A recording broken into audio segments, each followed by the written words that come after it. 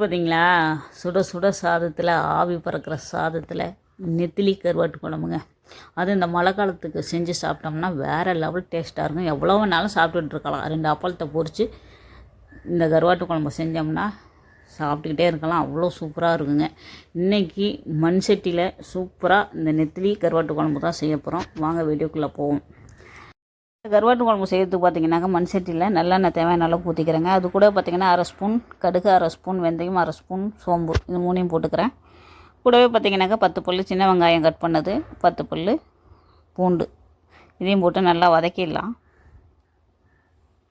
இது வதங்கினதுக்கு அப்புறம் ஒரு தக்காளி மட்டும் கட் பண்ணி வச்சுருக்கேங்க, அதை போட்டுக்கிறேன். நல்லா வதங்கிடுச்சு. இப்போ தக்காளியை போட்டுப்போம். தக்காளி கூடவே பார்த்திங்கனாக்கா கருவேப்பிலை போட்டுக்கிறேங்க. இதை வதக்கிடலாம்.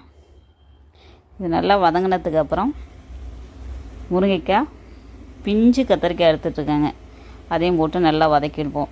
கருவாட்டு குழம்புனாலே கத்திரிக்காய் முருங்கைக்காய் போட்டால் செம்ம டேஸ்ட் இருக்கும். இது கூடவே மசாலான்னு பார்த்திங்கனாக்கா 2 ஸ்பூன் பார்த்திங்கனாக்கா மல்லித்தூள் போட்டிருக்கேன். தனி மிளகாய்த்தூள் 1 ஸ்பூனு, கரம் மசாலா 1/2 ஸ்பூன், அவ்வளோதான். இது நல்லா நம்ம வதக்கிப்போம். வதக்கிறப்பயே அந்த மண் சட்டியில் ஒரு வாசம் வருங்க.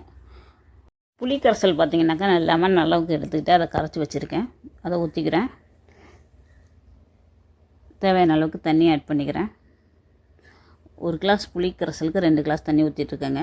தேவையான அளவுக்கு உப்பு, கல் உப்பு போட்டிருக்கேன். எல்லாத்தையும் கலக்கி விட்டுறலாங்க. இப்போது மூடி போட்டு மூடி வச்சுட்டு சூப்பரான இன்னொரு வேலை பார்க்க போகிறாங்க. இப்போ இதுக்கு தேவையான அளவுக்கு நான் நெத்திலி எடுத்துகிட்ருக்கேன், ஒரு கைப்பிடி அளவுக்கு எடுத்துகிட்ருக்கேன். அதில் வெந்நீர் ஊற்றிக்கிறேங்க. தலைப்பகுதியெல்லாம் ஏற்கனவே எடுத்துகிட்டு தான் வெயிலில் காய வச்சுருந்தோம். அதனால் ஒன்றும் தலையெல்லாம் கிள்ள வேண்டிய அவசியம் இல்லை. சுத்தமாக இருந்த ஒரு கருவாடு தான். அதில் வெந்நீரை ஊற்றி 1லேருந்து ஒரு 3 நிமிஷம், ரொம்ப ஊற வச்சிங்கன்னா குல குலன்னு ஆகிடும். 2-3 நிமிஷம் இருந்தால் போதுங்க. ஒன்றுக்கு ஒரு 5 தடவை நல்லா அந்த வெந்நீர்லேயே கழுவி ஊற்றிட்டிங்கன்னா அந்த அழுக்கெல்லாம் போயிடுங்க. அவ்வளோதான். வெந்நீரை ஊற்றி முடித்து கழுவி முடிச்சதுக்கப்புறம் பச்சை தண்ணி ஊற்றுனீங்கன்னா அந்த கருவாடு வெள்ளையாக இருக்கணும்.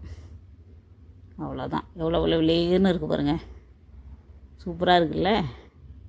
அவ்வளோதான். இப்போ கொதிக்கிற அந்த குழம்புல இந்த நெத்திலி பொடியை போட வேண்டியதாங்க. நல்லா சுண்டிடுச்சு. இப்போ நம்ம சுத்தம் பண்ணி எடுத்துகிட்டு வந்த இந்த நெத்திலி கருவாட்டை இதில் போட போகிறோங்க. ஒரு கலக்கிட்டு அந்த பொடியை போட்டுடலாம்.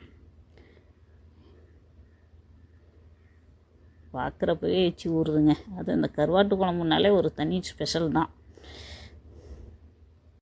ஃபைனலாக நம்ம என்ன பண்ண போகிறோம்னா, கருவாட்டு குழம்புக்கே வாசம் கொடுக்கக்கூடியது இந்த பூண்டும் மிளகும் தான். அதை நச்சிட்டு ஃபைனலாக போட்டிங்கன்னா வாசமாக இருக்குங்க. பக்கத்து வீடு வரைக்கும் அந்த வாசம் போகும் கருவாட்டு குழம்புன்னு.